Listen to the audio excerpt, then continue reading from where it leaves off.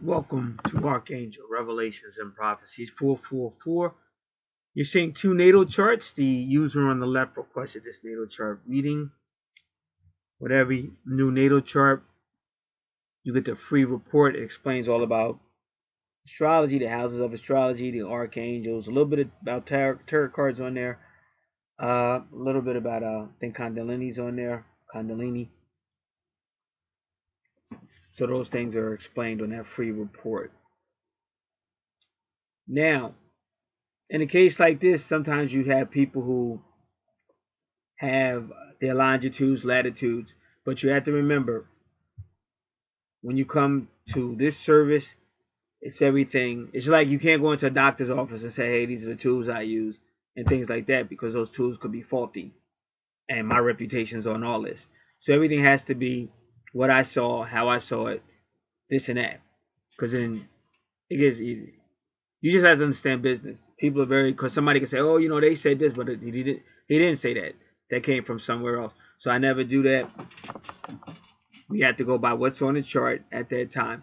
Now, when we do times of birth, whenever a person has a time of birth, we usually always go with that time of birth, because they got that information for some reason. So we usually go with that time of birth. So we will be going with that time of birth that was given.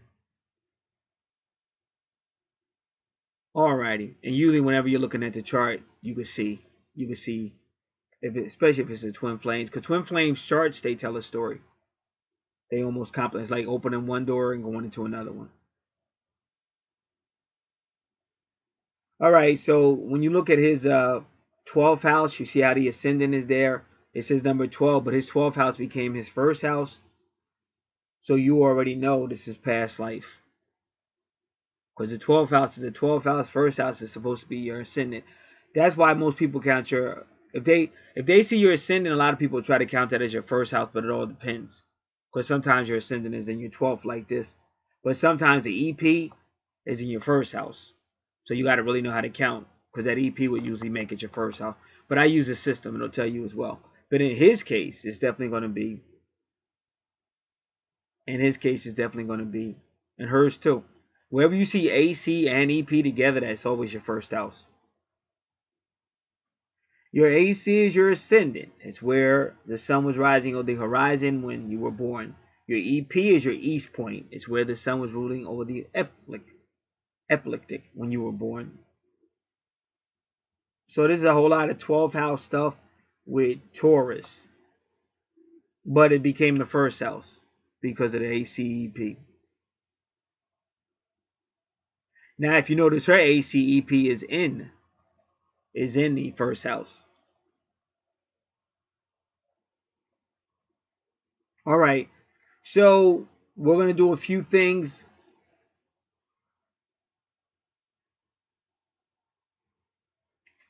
So this person to the left could be a little bit pushy, a little forceful. Why am I saying that? This is going to try to listen up. See his true north node, and notice you see a lot of, so far you see 22, 22, another 22. So 22 is really, it's the 1111, it's the twin flame number, it's the angel number. I should say 1111 is like the angel number, but that's also connected with twin flames. 22 is also the number of the people of God, just so you know.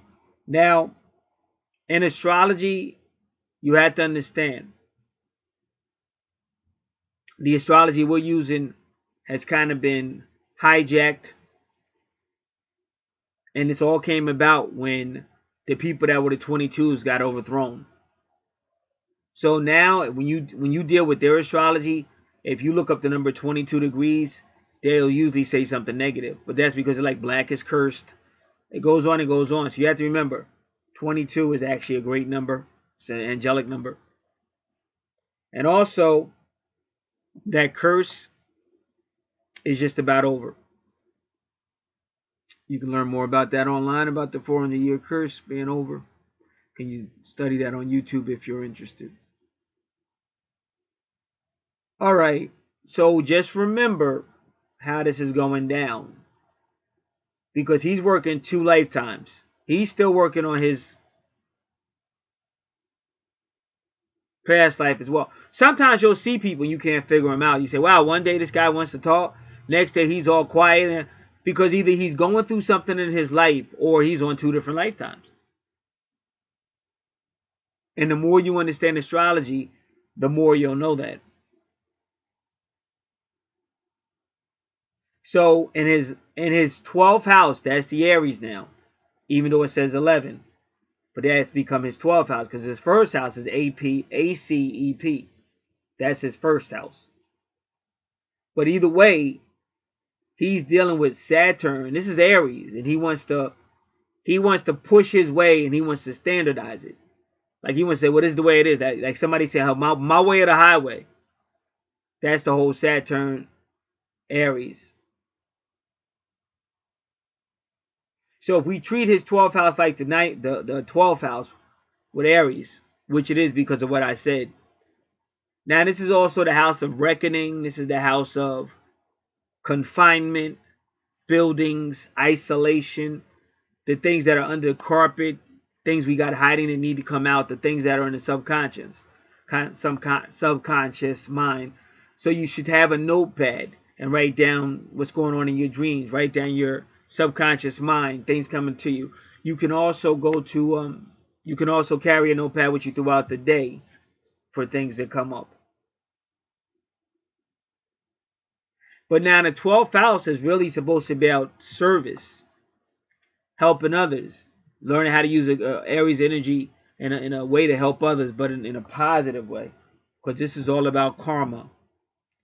But we just have to be careful that we don't burn ourselves out, because sometimes people will just use us, and we'll burn out.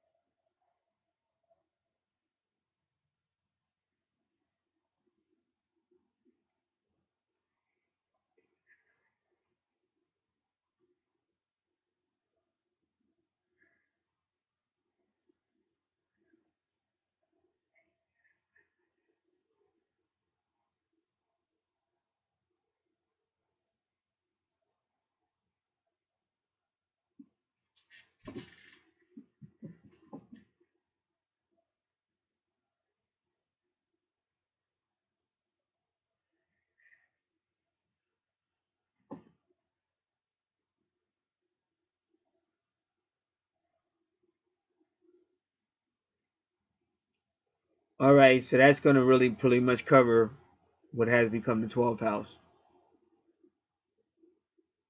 Now, usually when you see a planet in your 12th house, it's your archangel. But see, they don't want to talk about it. Like they're very secretive. Like when I first started doing this, there wasn't too many websites about Lilith out there, but now there is.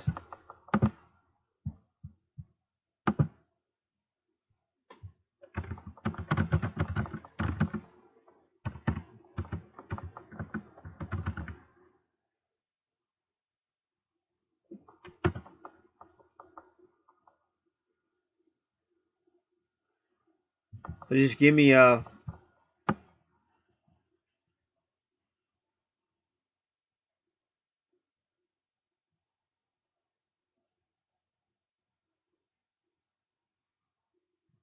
they tell you be careful of isolation and depression.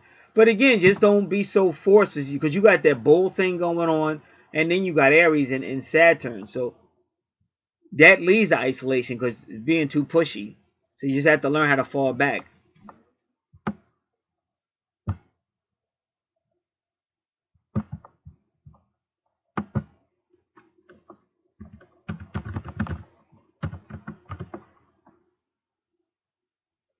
So what I'm trying to find is the Archangel.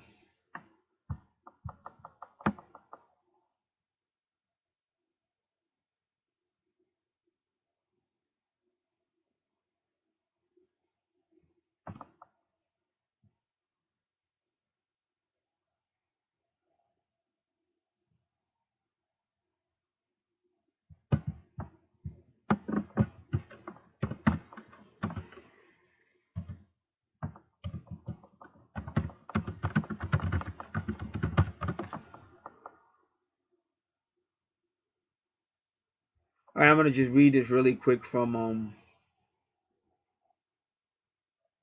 see, they talk a lot about Jupiter in the 12th house, but that's like a good luck angel.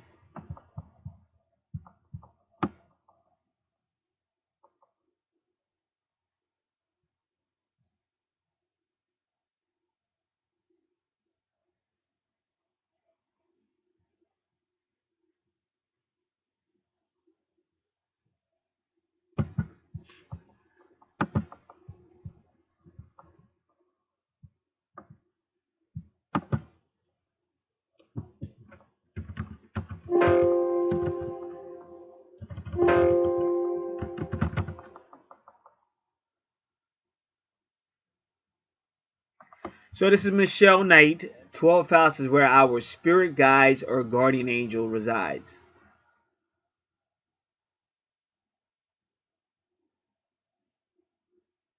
The 12th house rules the past, and that includes our past lives as it rules intuition, inspiration, and our inner voice. We begin to see the connection here. And they say that inner voice you hear might just be your guardian angel.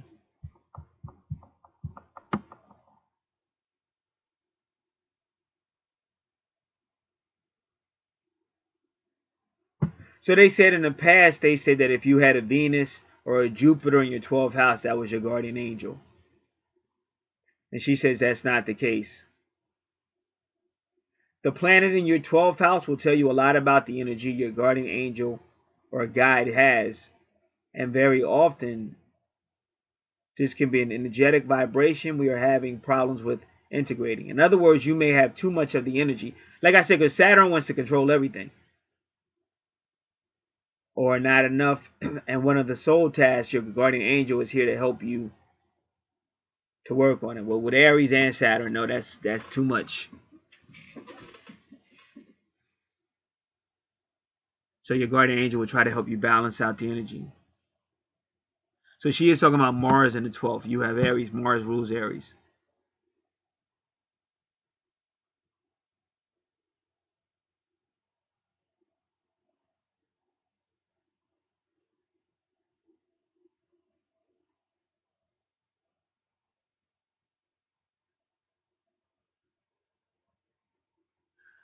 So there's two possibilities.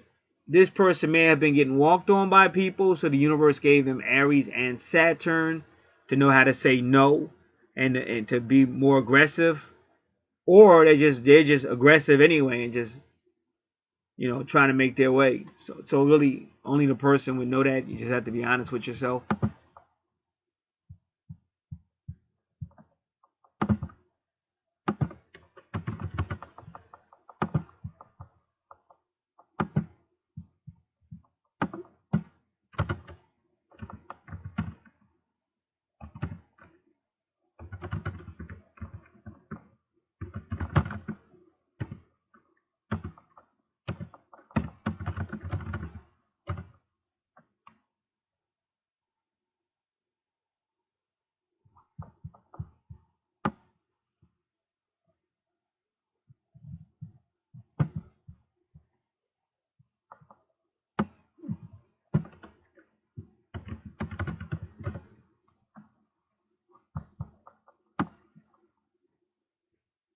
All right, okay, here we go. So this should help out a little bit. And again, I'm going to say it again. We are going to count, because when I go to your first house, that'll still have a 12th house appeal to it too. Just so you know, because it's 2 lifetimes. And that's why you see that 22 popping up.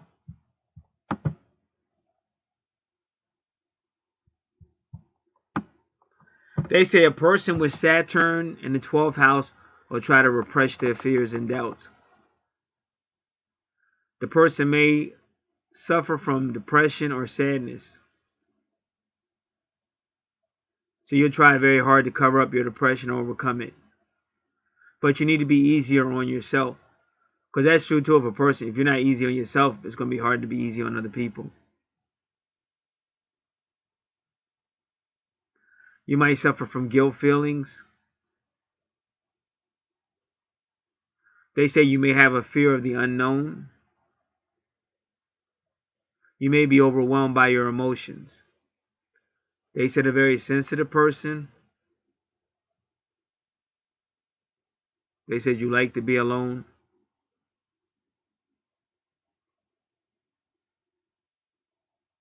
So you do a lot of time repressing, controlling your thoughts, emotions, and behaviors. So who knows? Maybe that's why Aries is there to kind of help him get out of that. Just like Michelle Knight was saying, I have no idea.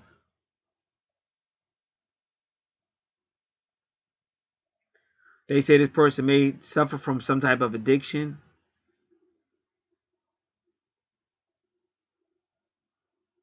But they may have relapses. See, they have to learn how to face their emotion. Like I said, that pen and a pad, writing it down.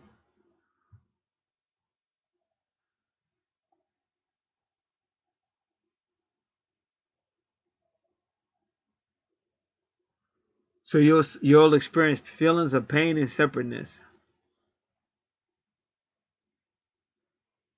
And since now your 12th house has become your 11th house, well, the way it's set up. So that might affect other people.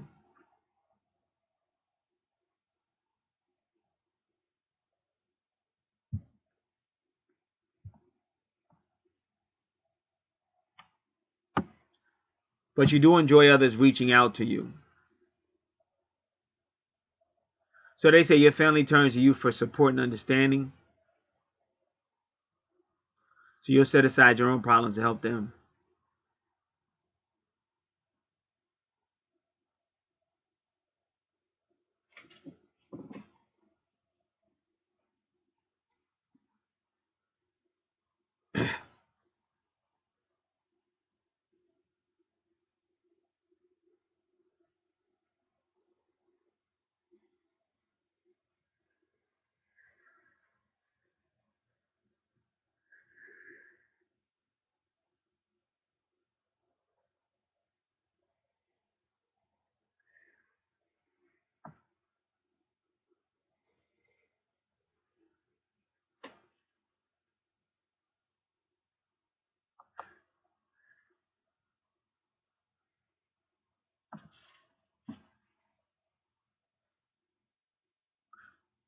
And they said you need to embrace your psychic abilities and learn how to use them in a practical way.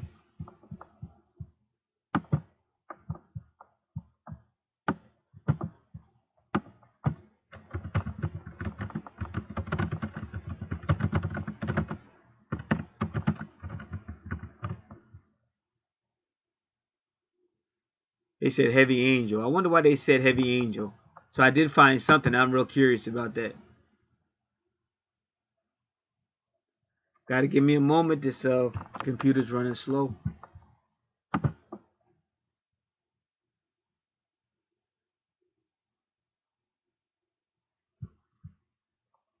Just give me a moment.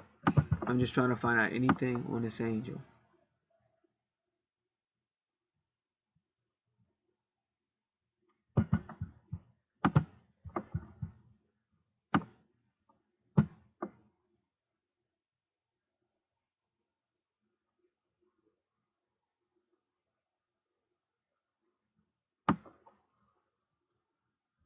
So this person wrote, but that's all they said. This is on the astrologyplacemembership.com. The astrologyplacemembership.com. Person says Saturn in the 12th house, heavy angel. And they wrote, I guess you got to member, you got to log in and be a member or something. I hate Saturn in the 12th house because it's pretty much the only placement that has no definable interpretation, that isn't insanely vague. Yes, I know it has to, and that's it. Then you have to be a member, and I'm not a member, so.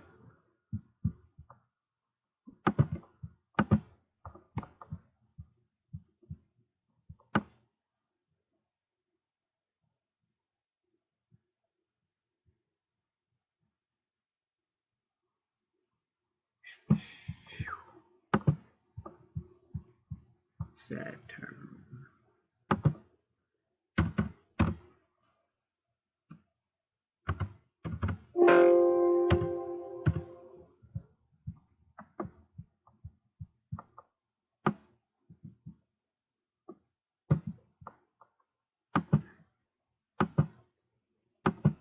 Yep, so that's it.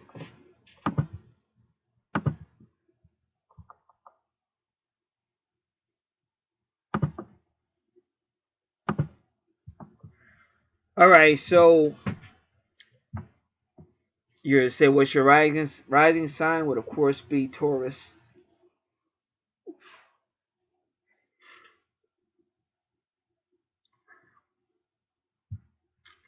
Taurus rules the second house, money, possessions, value system. Tauruses can be very patient, strong-willed. They can be stubborn, uh, but they're magnetic. So they'll find people trying to follow them.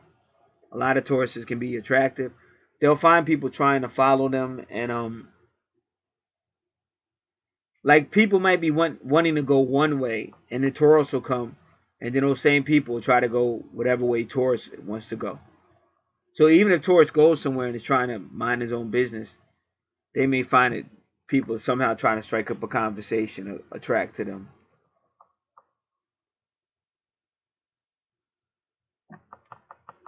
And they're, like I said, they're very magnetic. They could change opinions of people and things.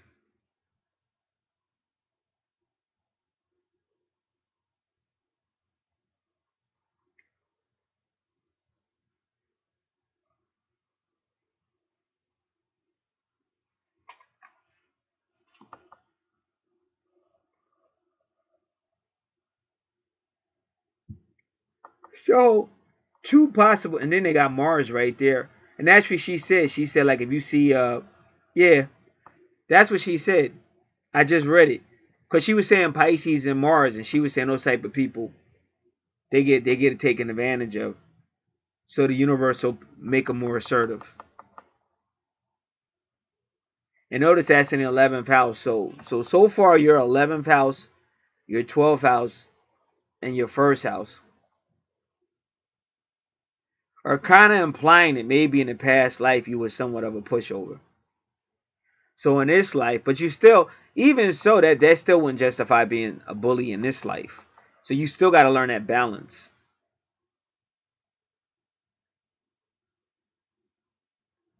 But there's a healing for you too, because see, your 11th house is very spiritual and inspirational with Pisces, and then you had that moon, and we just had Mars and Pisces. I think it was in Pisces for a little bit, but then it went into Aquarius, I think.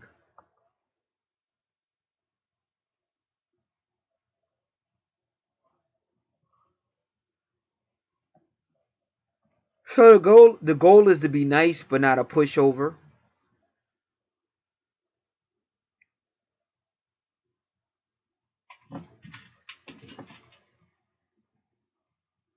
And we never want to, be so controlling that people feel, that you're too controlling.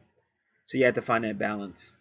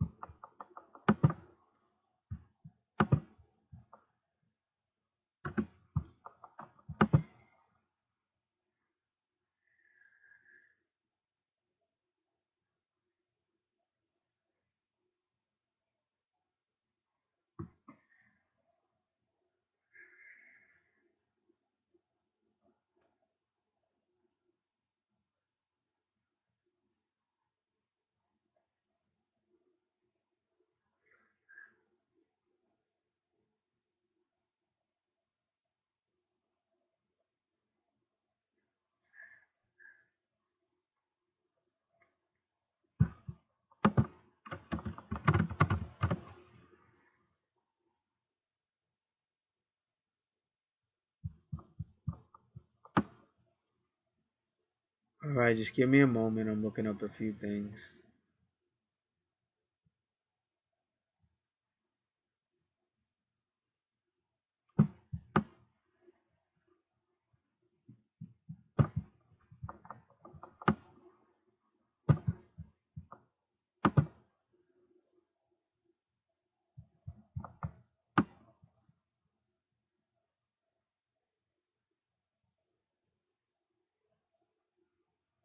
So they said this person is going to be strongly attached to possessions, money.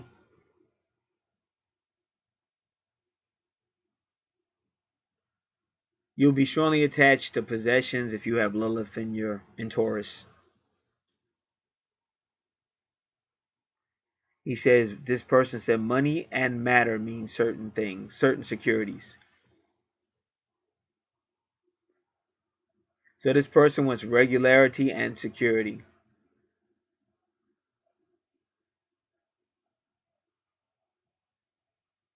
So you're going to have to work on all areas that deal with security and possessions, because Lilith indicates difficulties and frustrations that must be overcome.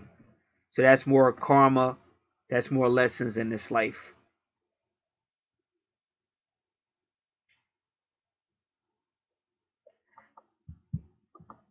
And that is your true north node. No, okay, that goes back up to Aries. But they're playing with you. What I'm trying to tell you, whoever did your chart is playing with you, because your first house is ruled by Aries. So what's ever going on with this, but they put your true north node where Aries is, but at the end of the day, your true north node really is both of these. And they even this is how you know they give you 22, 22. See, this is like an artist did this. You have to understand, you can say God, sometimes I say they, sometimes I say God, but everything. It was, I did a chart for one guy, and I've talked to this guy on the phone. So he kind of knew my personality. I said, they're fucking with you. I said, whoever did your chart is fucking with you. And he said, yeah, I know. He said, you're the only guy that admits it. He said, I've been telling people that forever. You can see on the chart, they just say it. It's like an artist, but like I said, y'all got to learn, don't take none of this personal. You got to learn this is a journey. And some people say you agreed to it. That's why they gave you the Bible gives you the book of Job. God destroyed his whole life. That's a book that no Christian wants to talk about. There you have God working with the devil to attack a righteous man. See, that's why I said this is not always going to be a love story. That's important. Nobody's putting love down. This is why nobody likes me out here. I'm not putting love down, but you got to wake up. You got to be a little bit more mature and find out why you're really here.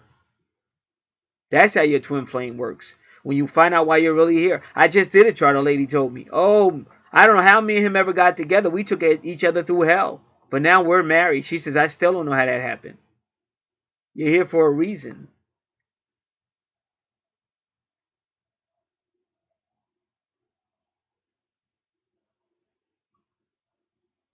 So you're going to have to find a balance between not being too pushy, but not being a pushover. Getting the correct view of finances and possessions. Because they are important. Well, they're not everything.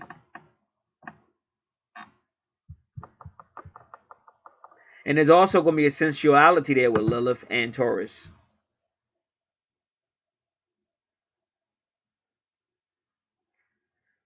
They said because with Lilith and Taurus, you may have gone through periods in your life where you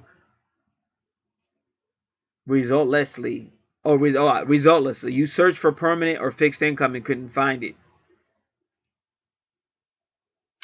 And as crazy as that gets, then you might find it and somebody might say, oh, I'm taking you to court.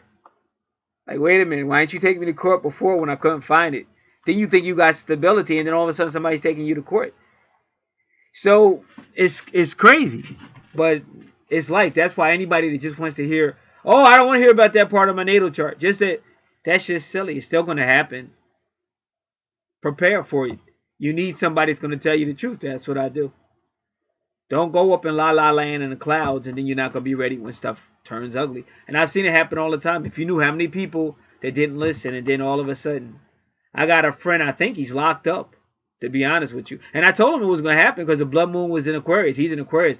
This dude just wants to do it his way, his way, his way. Last email he sent me, he said, hey, I got pulled over. And I said to myself, it's starting.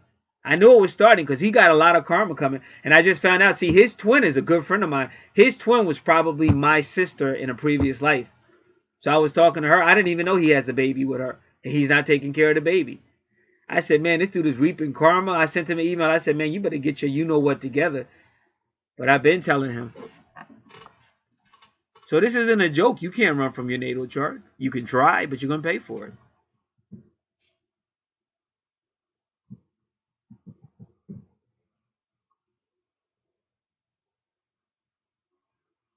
It's kind of like learning the martial arts. When you see a real martial artist, a real one that really knows his stuff, he's not trying to fight everything that comes his way. He'll just sit there and wait.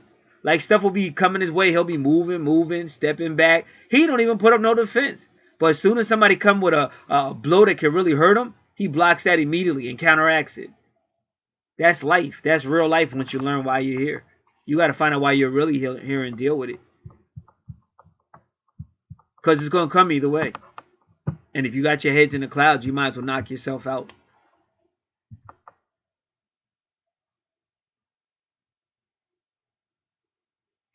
So this person likes to feel safe if possible. So they say this person may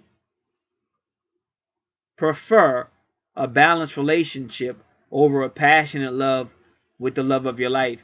Well, Lilith is all about respect. In mythology, she demanded respect. And she didn't bow down to Adam or God in mythology. But you have to be careful with Lilith, because if you make Lilith an enemy, then bad things can happen to you. It can even happen to your kids, your firstborn, or any kid really. But it's just, you just have to have respect for Lilith. So this person may be a little afraid of renewal and change.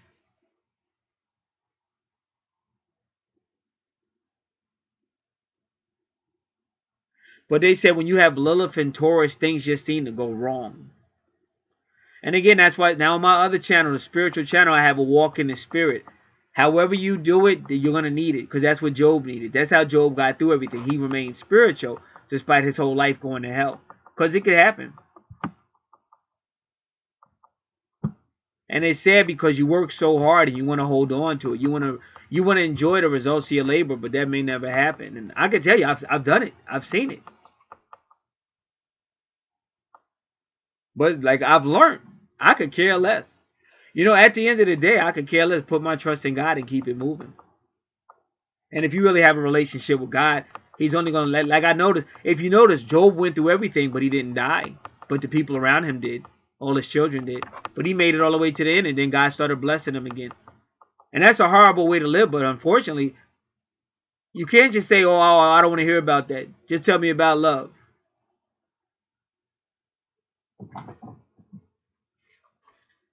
You got to find out why you're here, what's your purpose. And remember, we're in the area of your true north node. Just remember, your true north node is in Aries energy, and your first house is ruled by Aries.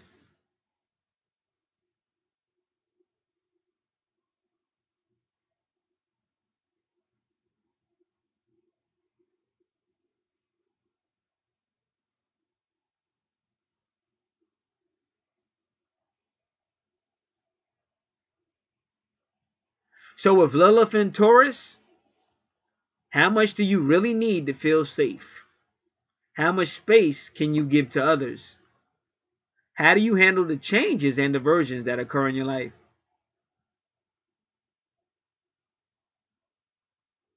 You have to learn to deal with unprecedented and unexpected twists. You have to learn to dare to jump into the unknown.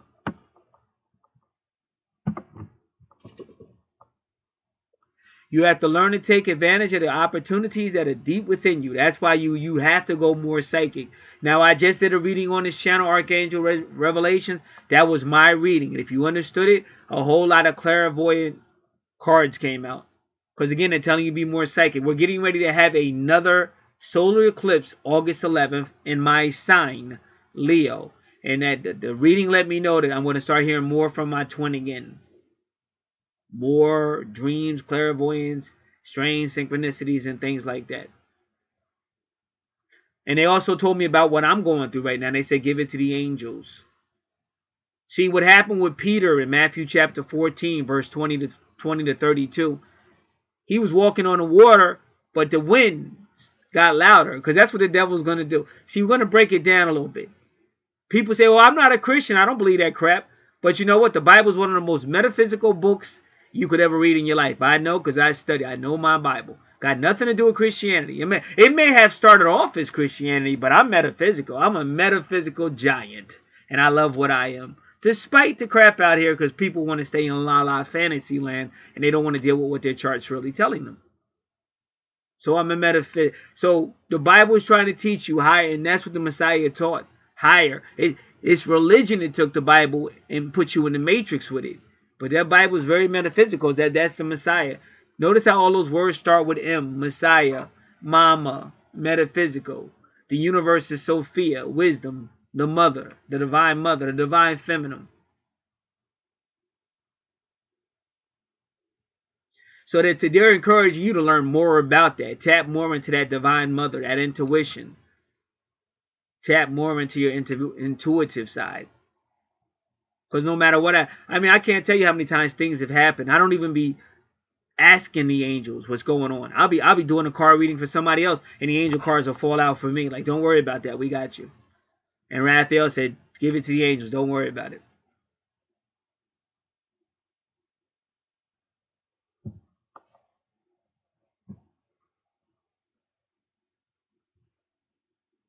So Black Moon and Lilith is telling you to go deeper within that divine feminine within you, because that would be the high priestess of this tarot card. But she's actually dealing with both polarities, male and female. So this person's going to be highly sexual, though. Going to dominate them.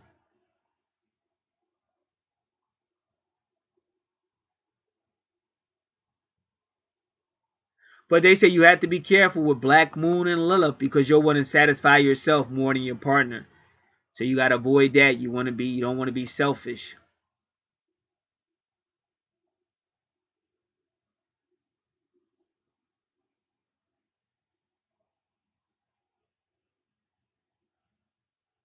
So you have to learn how to be sensual and passionate, but you can't be selfish. Because a selfish sex partner, that's being possessive, compulsive, because you want to get yours. And she even said jealousy. So yeah, because Lilith is a little bit like Scorpio.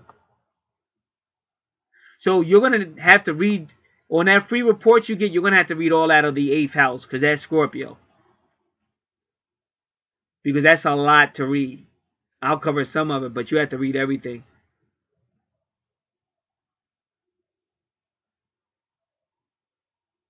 But she did warn. This person said, this is astrologyclub.org, Black Moon Lilith in Taurus. But they're saying don't be a pushover. They're saying put yourself in the first place. They're to take a new path in life. So I really think this person in the past life might have been kind of like he just got taken advantage of, because they keep saying it. So now they're telling him to be, but now he might go overboard. Let me just share something with you. One time, when I used to hang out, it was me, my friend C-Mac, who's no longer alive, and this big white dude that was Irish, but he had a lot of black, and probably in a past life he was a black guy. Probably. Let me tell you why. Because we would be like, my friend C-Mac did a lot of business in white bars, so we were in a white bar and we would play the jukebox, but it was a black guy sitting with us, and the Irish guy wanted to play black music. And he was getting mad because the black guy was playing white music. That was so funny. But anyway, when I met he's a big Irish guy, but he was trying his best to bully me. But they would like, the guys would be jealous. See, I don't really get jealous of another man. But I've seen times when, like, if you hang out with this guy and somebody else shows up, the other guy gets jealous. Like, it's crazy. Like, what the heck is that all about? Can't we just sit and get along? So the Irish guy was trying his best to bully me. But I done been around bullies my whole life, so I thought this stuff was funny. I just saw a friend of mine yesterday, and I do talk about that in these recent videos you see out here on this channel. There's Archangel Revelations and Prophecies 444. Well, this guy was always, and he's still way too emotional. I just seen him, he's still Come on, dude. How long we been alive and you still act like you're all caught up in your emotions. You're getting upset over silly stuff. But that's how this guy was. So he thought he was going to try to intimidate me or something. I thought this stuff was funny. So I kept on talking to him. Because I'm not looking for trouble. It's just, plus we know the same dude. We both know C Mac. So what's the problem? So we just keep talking on and on. And so I got to try to make sure I say this correctly. Because I can be very intuitive. I don't like to use the word psychic. But I can be very intuitive. Plus, like we just read, your higher self will tell you what to say. So I knew we hung out at the same bars. Because like I said, we know C Mac. So I said to this guy, hey, what do you think about that bartender so-and-so? He said, I don't like the guy, blah, blah, blah. I said, yeah, did he ever try to do this to you? And he was like, yeah. I said, yeah, he tried to do that to me, and this is what I did. So when he heard that, he's like, oh, then me and him was cool. So from then on, me and the big guy was cool. I never had a problem with him ever again. And but this other guy came in, another friend of C-Mac, so here comes the jealousy thing again. So the big guy was following my lead because we would, I was like, I don't like to be violent, but the big guy, he was always fighting.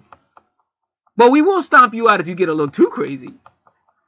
So this guy, he came and he said he was C-Mac's friend. So we didn't want to, we don't want no problems with C-Mac. And this guy was just starting trouble. Like he was crazy, like he was provoking a fight. He was doing everything to provoke a fight. So I said to myself, this guy must have some female problems. Because he's just looking for a fight. So I refused to give it to him. And so the big guy followed my lead and he didn't give it to him. So the whole night there, this guy was just talking trash to us and we were just sitting there out of respect to C-Mac. Plus I knew the guy was hurting over some female. Because I got a soft side to my personality. But ironically, that guy became a good friend of us too later on. He became a real good friend. So what I'm trying to tell you is these things you happen in life. And you have to get through it. You can't say, blah, blah, blah, blah, this is just the way I am, and blah, blah, blah. Who cares if it's on a natal chart? Because you're going to do it over and over again until you get it right. So I'm learning more to just trust whatever the universe brings my way. Trust spirit. Try to take care of my health. Learn how to be thankful, just like the Archangel say. Because it's easy to get up and look at everything that's wrong. You got to start to get up and say thank you and looking at what's right. And the more spiritual you become, the less the wind is going to make you sink like it did Peter in Matthew 24. Matthew 20, verse 14 to 24, or 14 to 32, whatever it is. All right. So that covers your 11, 12, first house. So again, I've explained that to you. So anybody listen, I know you're going to see number 1, but that's not number 1. His first house is the ACAP. The ACEP. So your second house is money, possessions, value system, but it's Gemini. Gemini can be the brotherhood. Gemini could be younger education. Gemini could be small, short distance travel. Mental things, communication things, publishing. Like I said, younger education, poetry, creative. So that's in the second house. But again, his second house is going to go back to his first house because Taurus is right there. Now his third house is family. Because that's Cancer. Cancer rules the fourth house. So we already told you what's in your third house. So this is like education. Because the fourth house is teenage to adult education.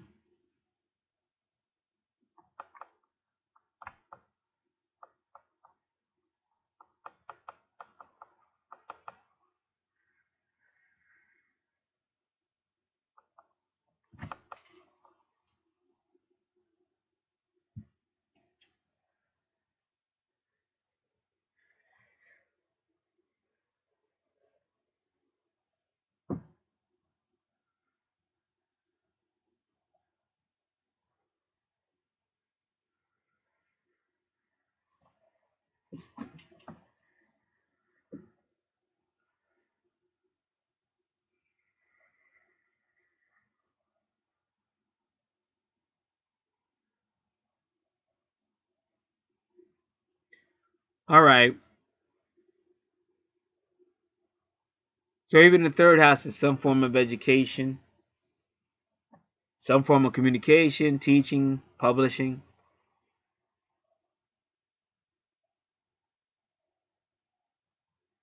Fourth house, teenage to adult education, land, property, real estate, ancestors and family, the heart, vehicles, and also whoever played the role of mother when you were young, that's called Imom Kweli. That person will be in your subconscious mind. So you have all this going on in the third house. And remember, the third house is anything short. Short travel, short distance. Something may not go as long as it should. It's short. And the moon rules Cancer. So wherever your moon is, it's going to affect your third house. Okay, fourth house. Lion. But again, that's something with children at the end of the day. Leo rules the fifth house. Very creative house. Fun. Taking risk. Child or childlike ways. So I just want you to know that's big on your natal chart. Something about children.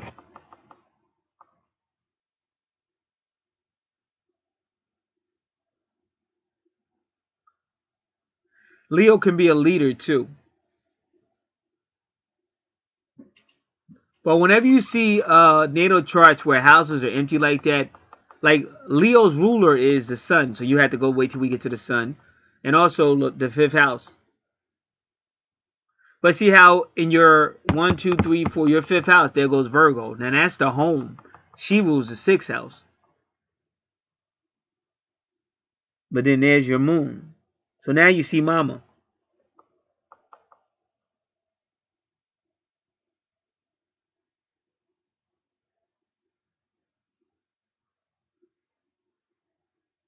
All right.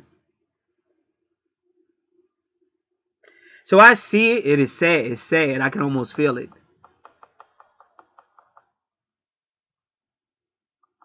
And he's got to understand I usually don't get these feelings when I do natal charts because I can see it. See, that's why I'm telling you, I told you with this solar eclipse. This is why I feel sorry for everybody that's out here on YouTube. And they just use YouTube like twin flame, twin flame, twin flame. But they don't care about their true purpose. They don't care why. Because this universe is changing. Y'all might not feel it. But I feel it. You got to ask yourself a question. I've been on this planet a long time. Why is something attacking me at this particular moment? With no logical reason whatsoever. Why now is this like a brutal attack coming? So things are changing.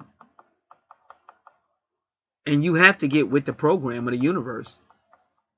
You got that's why I said people, you're not smarter than spirit. And spirit tried to warn you. Even though they gave you the matrix and they took the holy writings and kind of switched a lot of stuff to keep you bound in the matrix, it's still enough information there for you to know you're here for a spirit purpose. And you have some evil energy coming to get you. And acting like it doesn't exist, you might as well go ahead and kill yourself. Because that's what it's trying to do. Drive you crazy, kill you, make you unstable. Now, there goes the 22 again. So that 22 on your chart, sir, that's your dear mother. Primarily. Just to let you know that. And I think she was a fun person. But when I see Pluto retrograde, that means you lose something suddenly. And it's all on your chart. Short, short, short. Now, I don't know when. And again, even a time period is relative. A lot of people like to argue. I don't like to argue. I'm just telling you what I see on your chart. But something happened short to kind of like... See, whenever you see the moon with Virgo, that's kind of like the Mother Mary. And also follow where Vesta is on his chart, because Vesta works with Virgo. But this was kind of like a fun home. And like I said, wherever you see the moon, I told you that would be Imum Coeli. But all implications, it was short. And she may have been a leader of the family. But Pluto meant something gets taken suddenly. But only so you can grow.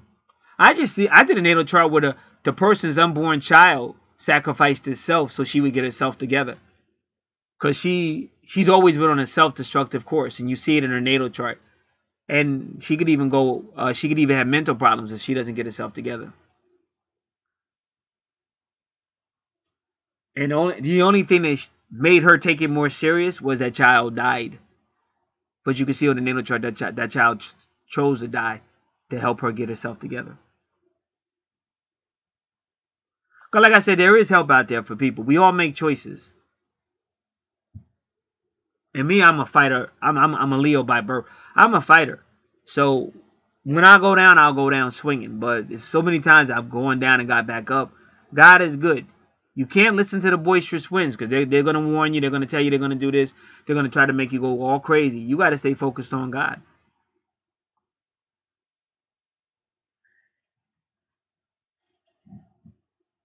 And that's not always easy.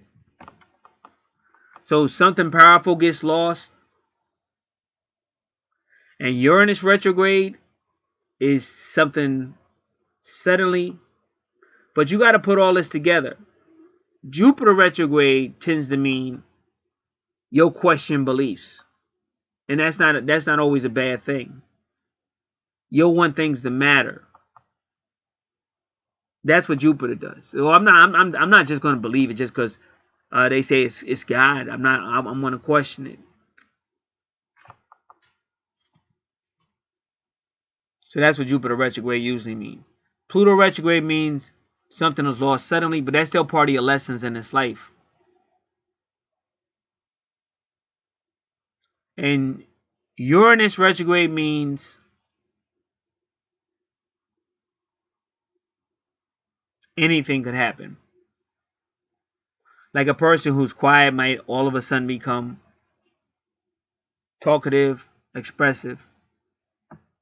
Person that's talkative, expressive may all of a sudden become quiet.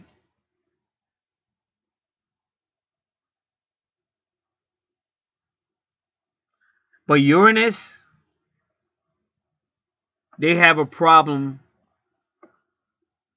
They don't understand compromise. It's two extremes. So like we were saying earlier, you have to learn compromise. And one of the reasons why you might have a problem with compromise was because in the past, like, people took advantage of you. And maybe that's what my friend is that I just saw. Because he's always had that since I've known him. He like totally overreacts to stuff.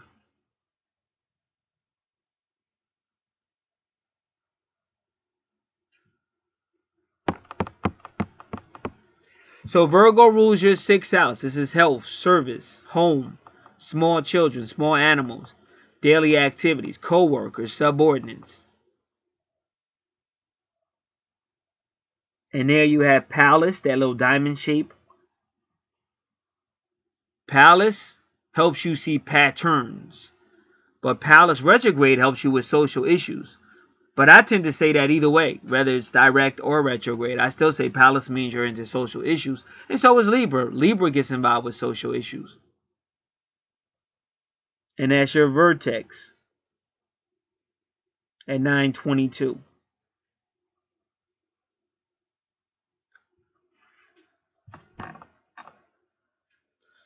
So you may find yourself in a relationship and it's going to have a home appeal to it. But this could also be a business partnership. It could be a home business. It might even be like a home business where you're helping social issues. Now we just have to be careful with Libra because Libra sometimes can be too idealistic. See, remember, the world's not going to be perfect. And that goes back to the Uranus retrograde. The world's not going to be perfect, so you have to learn how to compromise.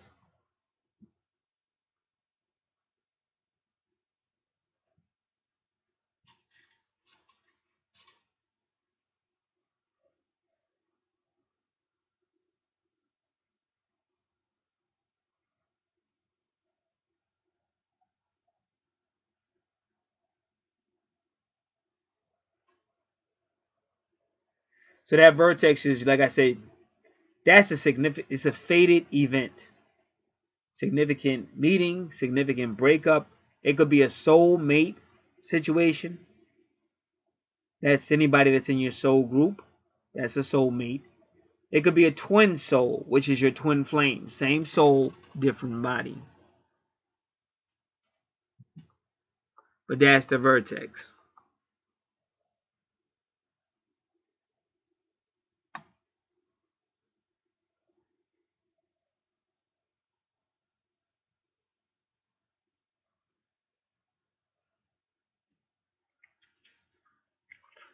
Next is nurturing, but that's again Scorpio. And that's your Juno. So then that's a serious relationship, and that's in your 7th house. And Neptune's there. So you would definitely find yourself in a serious relationship with somebody with Libra energy or Scorpio energy. And it might even be the Virgo energy. A lot of times your twin will connect to your mother, because I know my twin connected to my mother.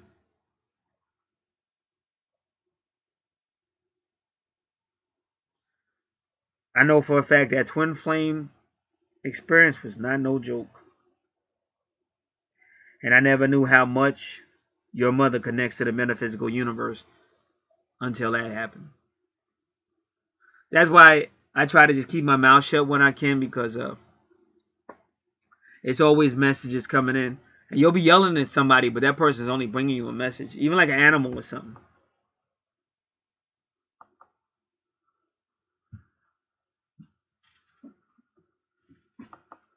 So Neptune, this is going to be a very suspicious person, because Neptune is very suspicious, and so is Scorpio. So make sure you read that whole list of Scorpio, because you got to get familiar with that.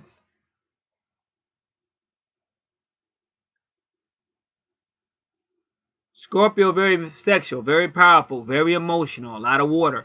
In your relationship house, the 7th house, a lot of water, because Neptune's a lot of water, and Neptune rules Pisces. So the 12th house usually opposes the 6th house, but I think your 12th house, because the way they did it, your 12th house opposes your 7th house. Why? Because you're on 2 lifetimes with your twin. You're on a past lifetime and this one. So the first thing you got to do is get that watery emotions under control. And it's definitely going to be high sexuality, transformation, a lot of dreams, subconscious. That's why you got to be taking your notes. And Neptune rules Pisces, so wherever you see Pisces, like your Pisces looks like it's in the 11th house, which we already talked about that. That's coming through your dreams. And also your and Pisces rules your 12th house. So whenever you see an 8th house, see your Scorpio rules the 8th house. Whenever you're dealing with Pisces and Scorpio and the 8th house and the 12th house, these are highly psychic people.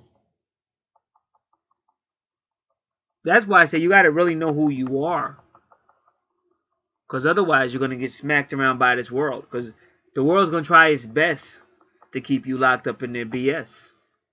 And you got to really start to rely on psychic stuff and stuff like that. Your archangels and stuff like that. To do what you got to do.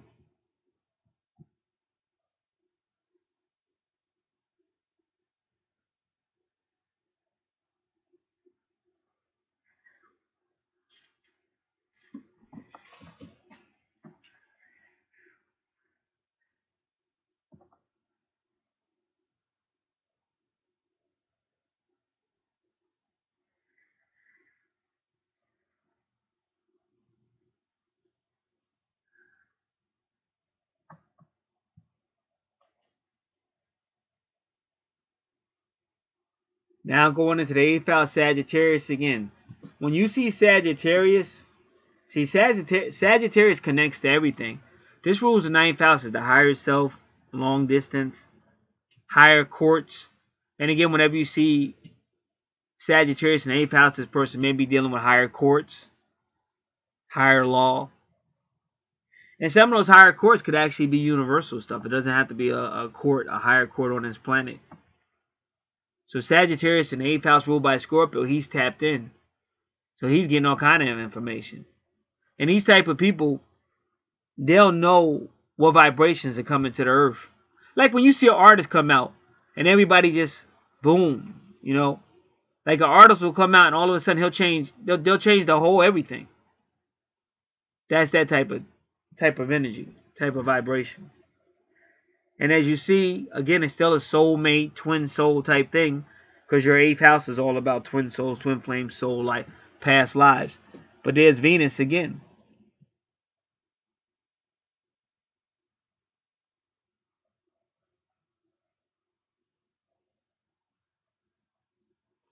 And now whenever you see Capricorn, that's usually an old soul, because we're going back to the ninth house again with Capricorn. So again, that's an old soul. But Capricorn could also mean career and reputation.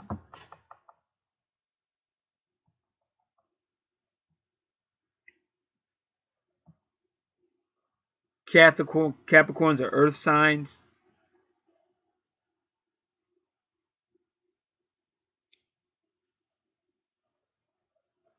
A lot of them, like I said, deal with fashion. And anytime you're dealing with Taurus and Neptune, these are people like to look good, magnetic attraction, put on a cologne or a perfume.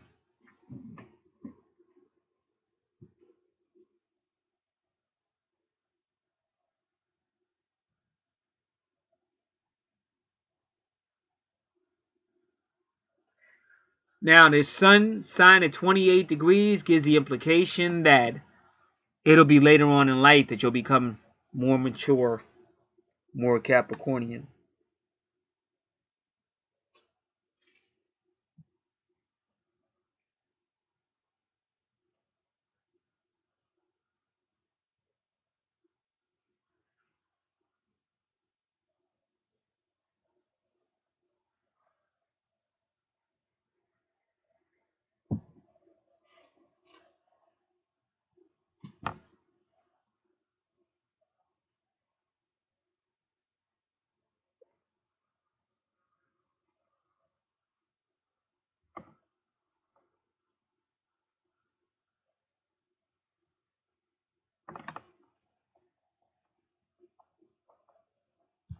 All right, so we'll look at good fortune. That's that circle with the X. Good fortune, also called part of fortune.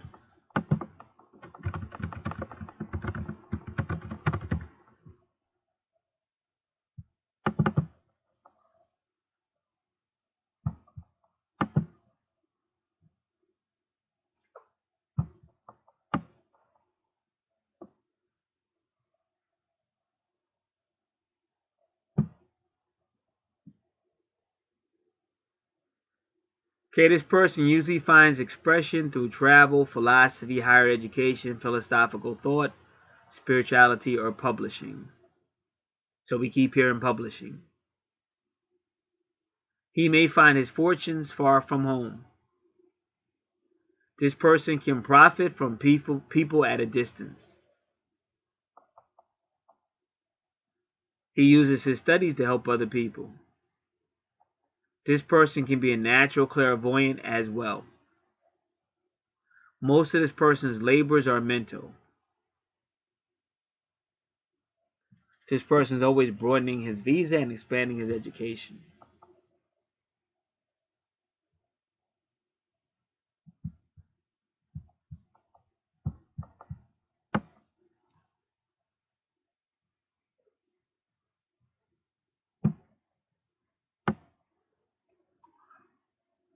Part of fortune in Capricorn, serious and hardworking.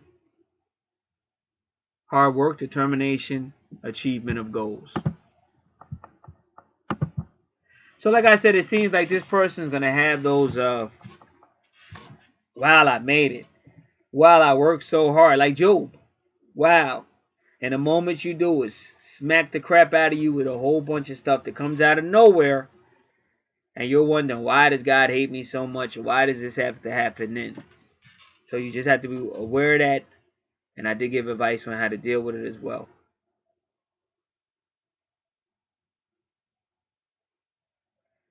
Now, caution. Whenever you see a Vesta around Saturn or Capricorn, and your 10th house is ruled by Capricorn, and Capricorn is ruled by Saturn, that could be abuse.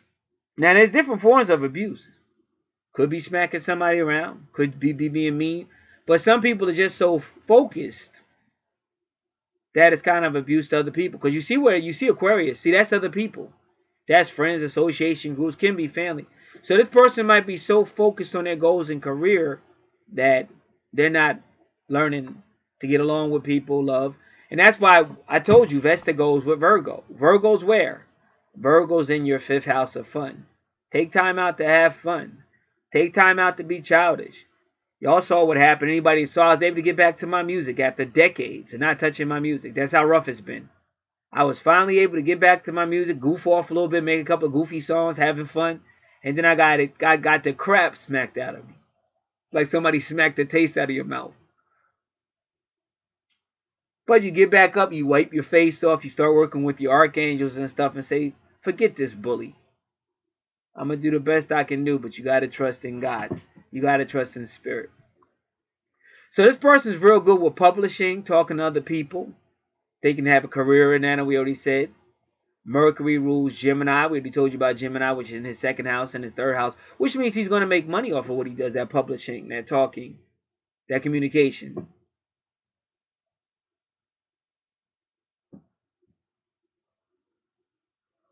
So that does conclude the chart on the left.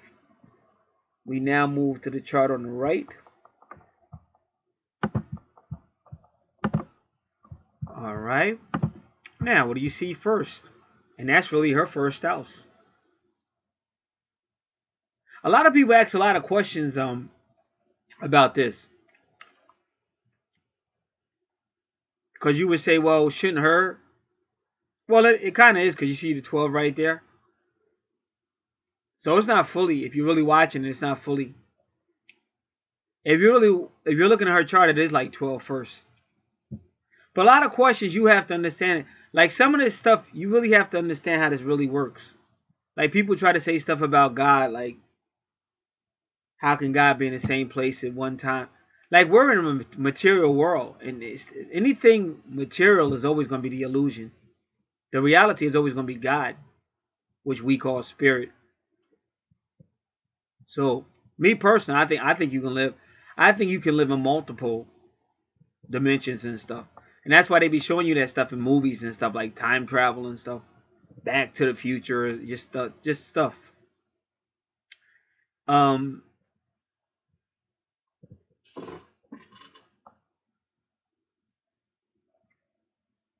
as you can see,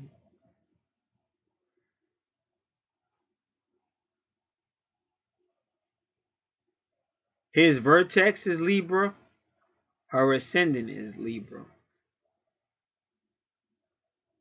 Now, why do you think her ascendant is Libra? Plus, her moon sign might even be Libra. Because I already told you, your twin is usually connected to your mother. I know my twin acted just like my sister, my older sister. And there was always stuff going on with my mother that was connected directly to my twin.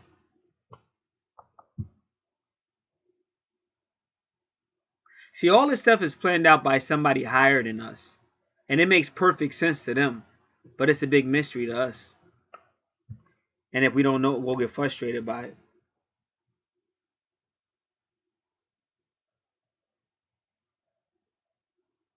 Now, just for the record, because her Jupiter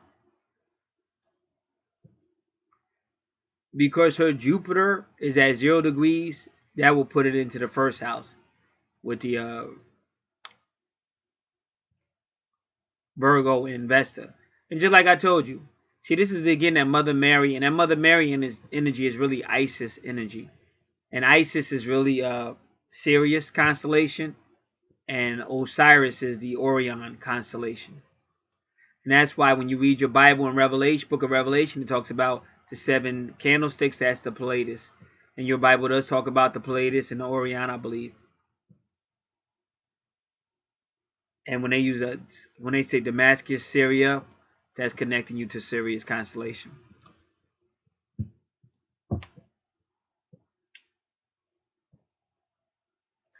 So there's definitely a connection between this woman to the right, and this gentleman's mother.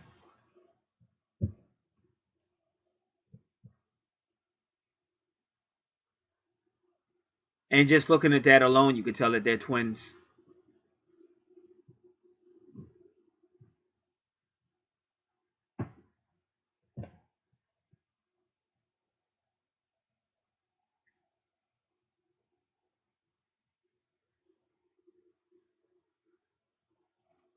So that Saturn energy in her first house, a lot of that is his energy.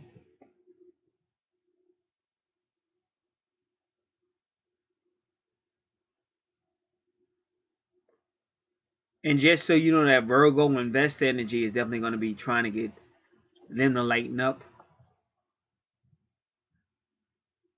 A lot of people think security is controlling stuff.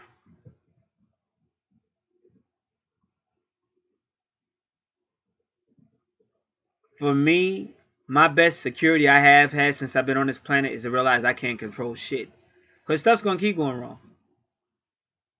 Like, I've learned how to just have like, I had a ball. I had a great making my music and goofing off. That was just fun. Because I hadn't had fun in a long time. I'm always working, always trying to get over a hump that you're never going to get over.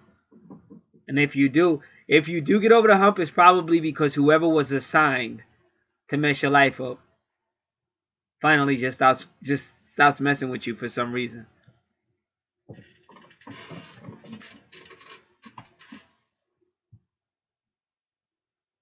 And that's why I said, when you understand higher metaphysics, when you read 2 Corinthians 12, Apostle Paul tells you that he's taken up into paradise. Well, in the Bible, paradise is the divine darkness. That's feminine. That's the darkness that was at the cross at Luke 23:43-46. It's the darkness that Moses went into at Exodus 20, verse 21. But that's feminine darkness. That's the womb. That's the deep that everything came out of, at Genesis chapter 1 and John chapter 1. So he was having these great experiences of revelation with the divine feminine. And then he began to get afflicted by what he called the messenger of Satan. This is 2 Corinthians chapter 12. But when he asked God to help him, she said, no, my grace is sufficient. So that evil, whatever it was, came from her. So what I'm trying to tell you, sometimes what you call your guardian angel, it's not just your guardian's angel to protect you. It's your guardian's angel to teach you. And you got all kind of angels around you. But we perceive it as good and evil. But God told you, I'm the light and the darkness. I'm the good and the evil. Basically, that's what I'm paraphrasing, but that's Isaiah 45:6-7. And Romans chapter 8 tells you that all of it is for your benefit.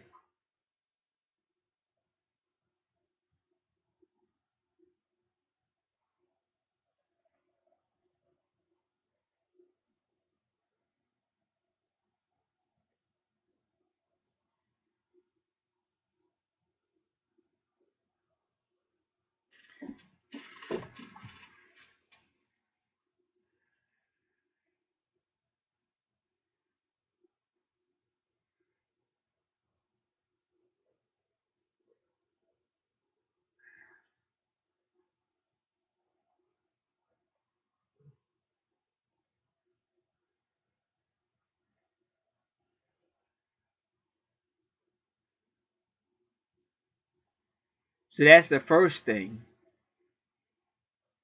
And she's also going to experience something being taken away. Hers is 21 degrees. His is 20. Pluto retrograde is always something being taken away. And so you see where her Juno is? Her Juno is in Libra. So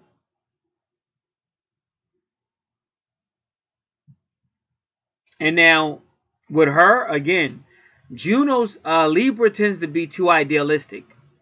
Like they want everything to be harmonized. But see, Libra is Mayat. I told you about Isis. Well, Isis's spirit is Mayat. And Mayat created everything out of chaos, disorder, wind, storms. She created everything.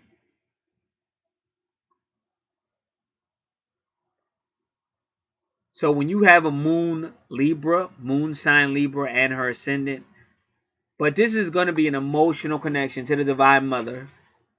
And that's hidden emotions, things inside. But her problem is she's going to try to make things balanced or perfect, and nothing's going to be perfect in this life. So that's going to cause a lot of emotional anxiety for herself and people she's trying to balance out. So she's going to have to learn to compromise, that everything's just not going to be the way you want it to be. And again, Pluto retrograde is there to take something as well. But it takes things from you that you think you need, because that's the only way you're going to have to learn to trust more on spirit. And ironically, both of them had that moon with that Pluto retrograde. So again, it could be some type of motherly thing. And then she's got the moon with Lilith. Well, let me see. Let me make sure. Okay, Lilith's in the other house, but that's still Lilith with Scorpio. So we'll get to that in a moment. And see, her Juno's at 22. So she may find herself in a relationship with a Libra energy.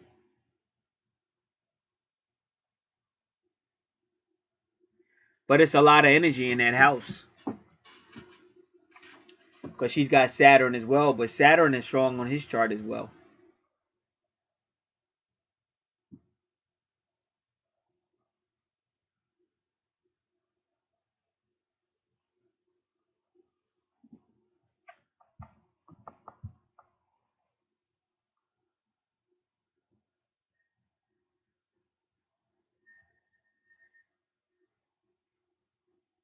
I wonder if y'all heard that noise. That was some weird shit. Because it was like a screech. It's like, how the hell? What is that noise? That was some weird ass shit. That might be some of your people trying to talk to you, at least on this chart. Because if that was a car, it didn't sound like no car. It sounded like it came right from this computer. Like you'll hear the CD drive or sometime turn on. You'll hear that, but I know that. I know that sound. I never heard that sound before. That's like a screech. That's some weird ass shit. I think that was on your side. That's somebody from your world trying to talk to you. That's some weird ass shit.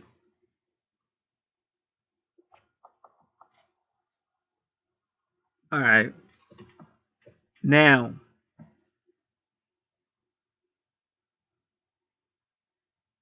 so what's ironic? These two seem to have almost the same type of lessons.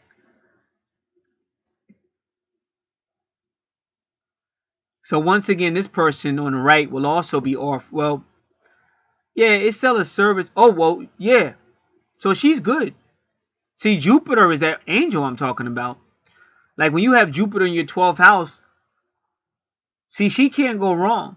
And the more she helps people, the more she's going to be blessed. And whenever the dark day starts to come, Jupiter will help her out. Because Virgo is all about health and service. And your 12th house, believe it or not, is about karma and health and service. So she does have some reckonings with her Virgo energy. But I'm trying to tell you, that's pretty much the motherly energy. So you have to know how to read charts. See, Virgo is the home and all that too. That I already said. Service and health and everything I said about she rules the 6th house.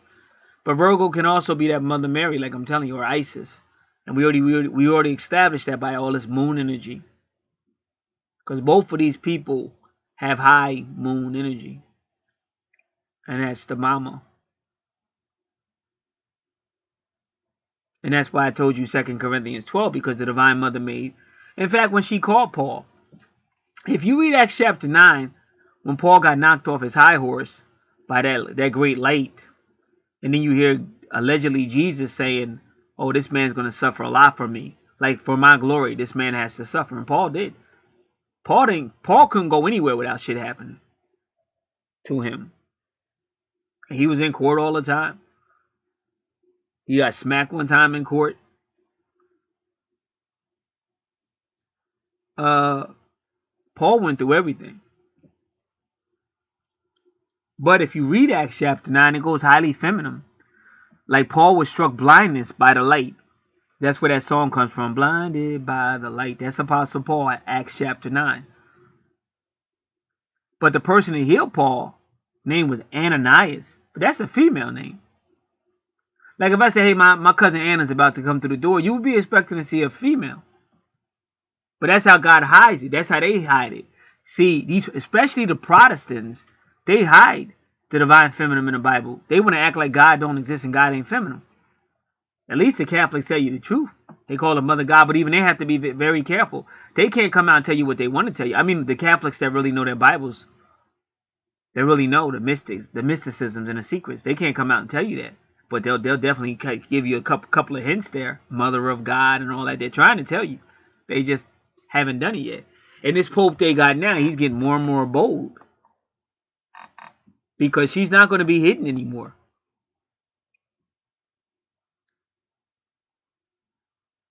So this is going to be a very spiritual person because of Vesta, because she's spiritual. Because Vesta can be like a spiritual sexual priestess or a priestess, and she's very interested in Virgo. They work together because they want to have a happy home. And you see how her 12th house opposes her 6th house, and there goes Pisces. So this is a person who wants to serve on a spiritual level, very much so. And as she does that, she's going to be blessed by the universe. And just so you know, Jupiter used to rule Pisces, but now Jupiter rules Sagittarius.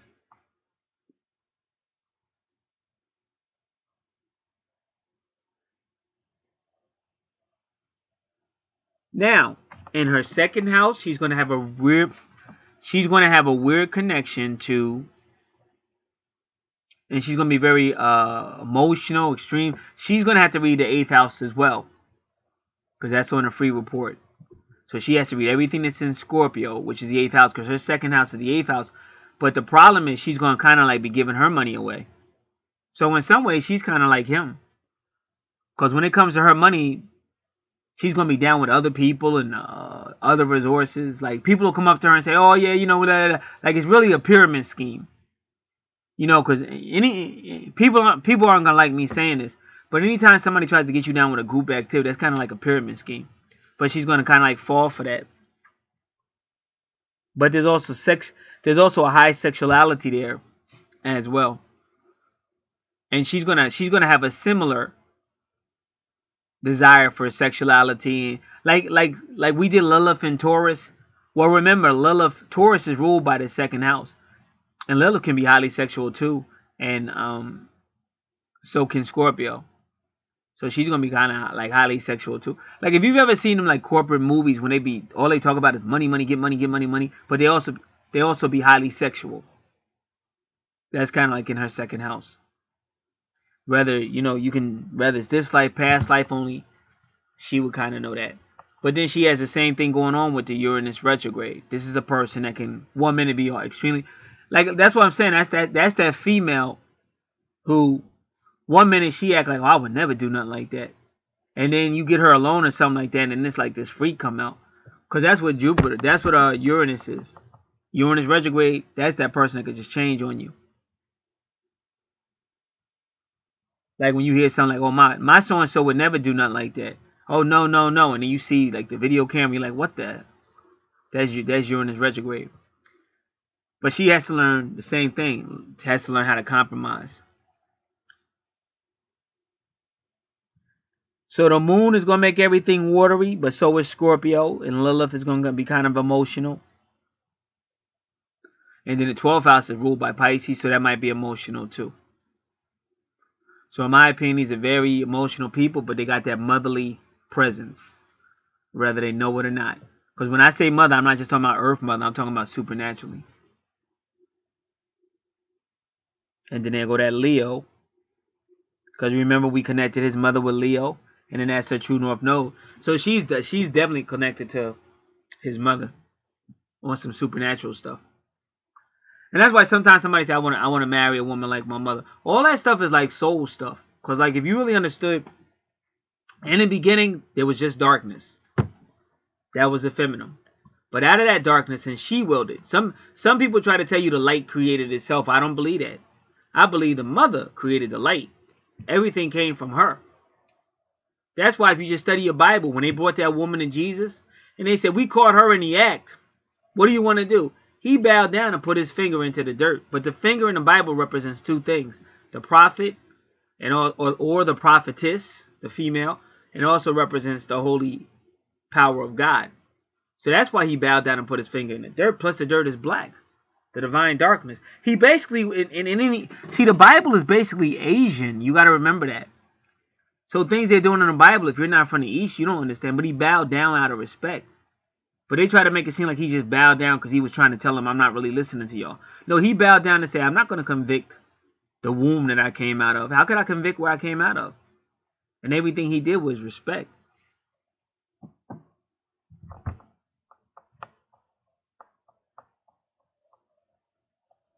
So now you see the nurturer and the Leo. And that's a true north node. And that's in the 11th house of friends, association, groups. So she's somewhat of a leader too.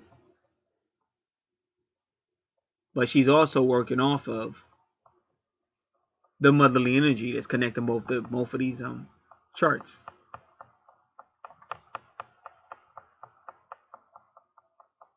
And that's why I said if dear mother did leave early, she left for a reason. Because she has to get this in place. That's why I say when people really understand astrology, see, you have to understand what happened in the Garden of Eden. God came and God said, this is the way things are going to be. But then Satan came and said, oh, forget him. You don't need him. You don't need no person. You could do it yourself. You don't need him. And then they rebelled. And that's the same thing going on in this country. But unfortunately, this country has spread throughout the world. So now you got all these people thinking they're smarter than God. Well, if you go back to the ancients was using charts. And they already told you who your wife would be based on the charts. They already knew that. And some of these people, that's what I'm trying to tell you. Like I just did a chart for another female, and she basically told me, you know, your chart was right and everything. And, you know, I made a lot of mistakes and blah, blah, blah. My point is that your chart helps you. But nobody's going to be perfect.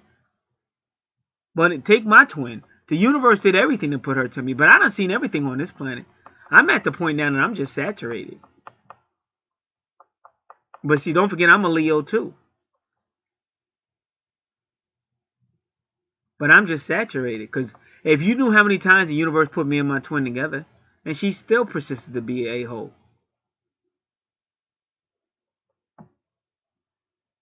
So that's all third dimensional garbage. And that's why this isn't working. Because people don't want to submit to the natal charts. And they take each other through hell. And then finally they may get together. Like that other woman said, I don't know how we ever made it. We took each other through hell. They finally hit that Sagittarius energy or something. And they finally get there. And that's where his Sagittarius is, in the 7th house. Let me do it again. I take it back, 8th house, but it's still with Venus. But I already explained it. It is 7 because of how the chart is. That's why it says 7. But I already explained that. It's his 7th house, like past life stuff, but it's also 8th house. But it's still the same energy. And that's why he probably knows his twin.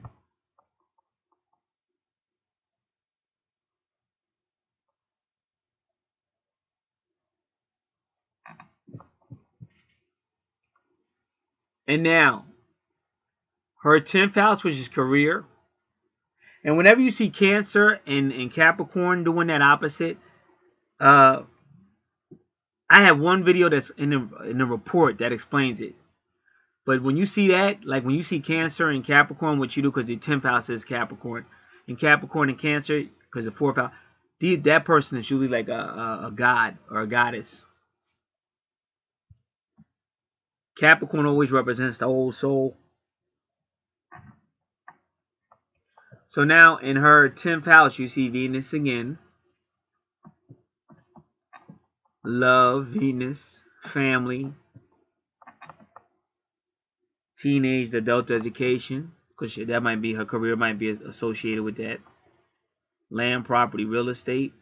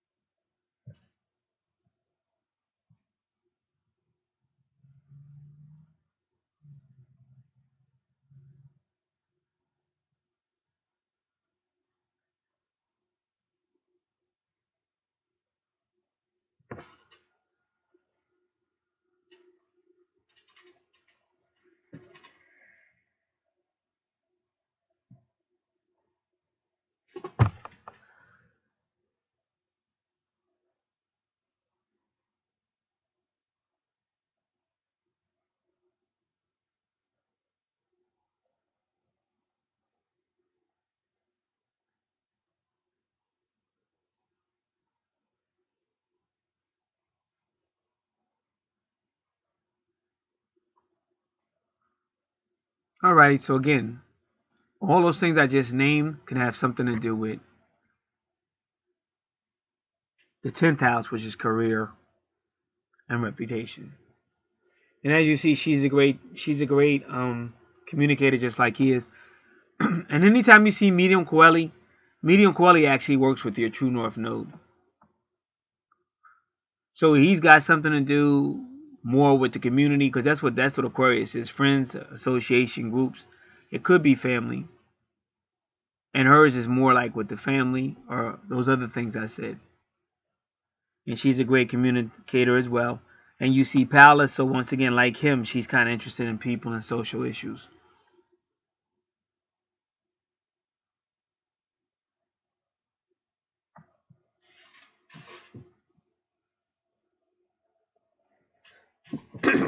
So we already said her second house should be her money, but she's allowing other people, because that's when you see Scorpio in the second house. That's other people's resources, shared resources.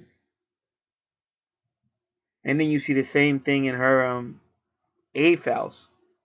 See, Taurus should represent her money. But there's another reason why Taurus is in the 8th house, because you're dealing with the soul. And remember, I told you the 8th house and the 12th house are a lot alike. And I know I skipped her 9th house. I did that on purpose. But so her 8th house is connected to his house because they're dealing with the 8th and 12th house, like I said. But there's healing there because of Chiron. And then at vertex, there you goes the Aries again. So who do you think the Aries is? Of course, it's him. That's his true north node. As I told you, that's how you know they're twin flames. Because it's going to tell a story. As one door opens or closes, the other one opens.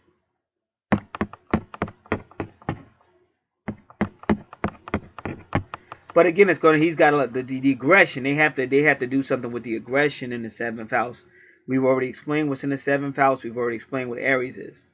Whenever we get to the second chart, we've already explained most of this in the first chart. So that's why you already have it. So they just have to deal with that. Both of them have to learn compromise and aggression. And when they come to having sex, they have to really want to be there for each other. It can't be just, one person gets satisfied and, not worrying about the other person. And Taurus in the 8th house is very sexual, very, very sexual. But they love their sensual. They love massages. Plus, Taurus likes to eat, and Tauruses are usually very attractive as well, like I said.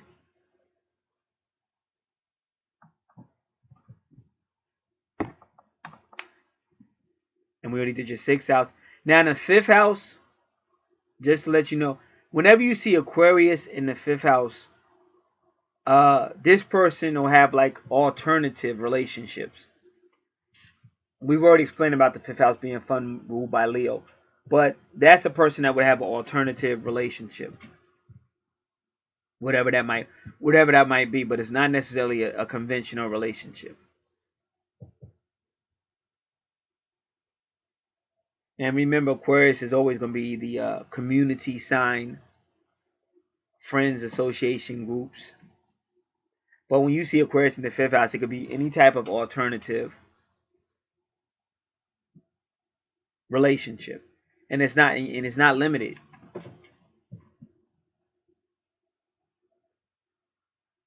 It's not limited. It's just alternative. What people used to call a normal relationship would be male, female, husband, wife, fiance, or something like that. But that might be a alternative. Anything alternative than that.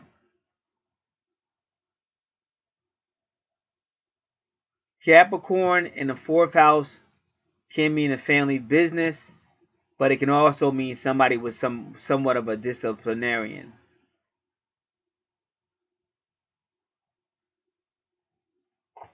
But sometimes that person could be him, because he's got that high Saturn.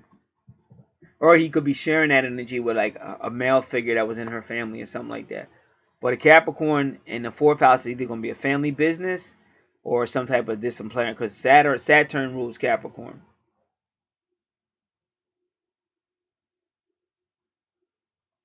Now, this person is going to be very psychic, because she has Sagittarius in her 3rd house, which is your communication house.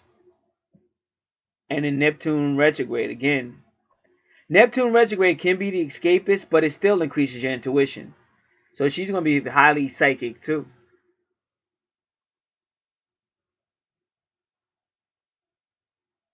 And because she's got Sagittarius and Gemini playing off each other, because Sagittarius is in the 3rd house, Gemini is in the 9th house, she too may do well with communications and publishing and things of that nature.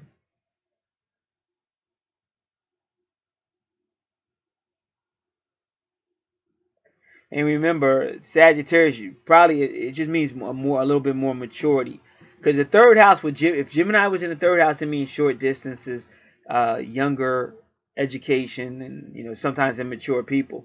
But with Sagittarius, Sagittarius brings a little more mature energy.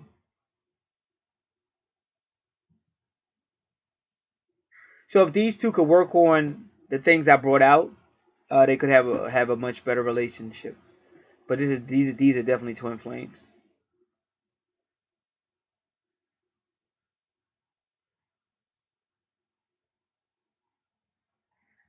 Now, the only thing about her 9th house is kind of like, because Gemini usually is short. So when I see Mars in Gemini, even though it's the 9th house, it could apply a short fuse. Because even her sun sign is Gemini. So even though she made it to the 9th house, she may have a short fuse.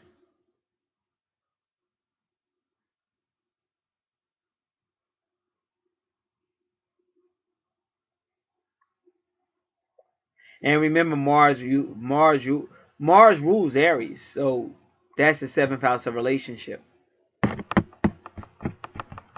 So she may have kind of a short fuse with him. But you have to remember, I think I said he needs to learn how to compromise and balance stuff out. So maybe, because one of my mentors, that's how he was. He was a very he was like a drama queen. He would start drama and bully you and all kind of stuff. And then when he got his wife, and everybody was saying, "Oh, ain't no woman gonna be able to deal with him because he's like a bully." But she dealt with him, because she took everything he threw and gave it back. So that's how you could tell when God gives you a mate, because she put up with his bullshit. She's still with him. They got married like in the 80s. She's still with him. Because my last job was like 20. My last job I worked was like 2014 to now. I got a new job now. But my last job I worked since then was like 2014 to 2016. And she worked at that job. And she's still together. Still got his last name and everything. So she was one tough cookie to put up with his ass, because he really was. So that's why that's why I really believe. See, your 9th house is your higher self, is both of y'all. Your higher self will always be you and your twin. And then the twin is right there with Gemini. So I think the reason why the universe put that Mars in that particular spot. See, Sagittarius is a mature, like I told you. Sagittarius is the more mature when the twins start to come together. Even in the Archangel cards, Sagittarius is Raguel, and he's the friendship. They call him the friend of God. And even he holds the scales for divine order. Those scales he holds is the twins, the perfect balance between the twins.